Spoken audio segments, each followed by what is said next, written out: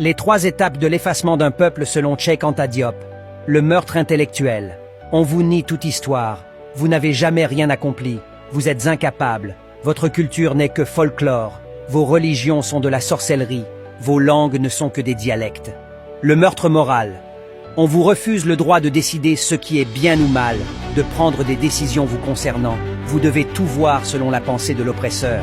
Seul lui peut vous donner la légitimité morale pour entreprendre toute action. Le meurtre physique. C'est déjà arrivé aux Indiens d'Amérique, aux aborigènes d'Australie, aux Noirs de Libye. Le peuple noir en général est en danger. Les dommages causés par l'occupant ne sont pas encore guéris.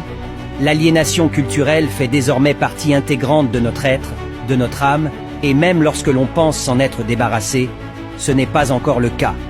Et souvent, le colonisé ou l'ancien colonisé ressemble à cet esclave du 19e siècle qui, libéré, va jusqu'à la porte puis revient à la maison car il ne sait pas où aller.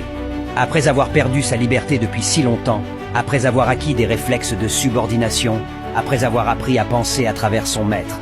C'est un peu CE qui est arrivé à l'intelligentsia africaine dans son ensemble. Vous avez répondu par des actes à l'infériorité, et par conséquent, vous avez en quelque sorte confirmé ou supposé l'infériorité du monde noir, puisque la vérité doit lui venir de l'autre camp. Si je n'étais pas intimement convaincu de l'égalité des races, de la capacité de chaque race à façonner son destin culturel et intellectuel, je serais déçu de constater une hiérarchisation des races. Cela signifierait qu'il faudrait s'attendre à une disparition d'une manière ou d'une autre. Sobel Dionne.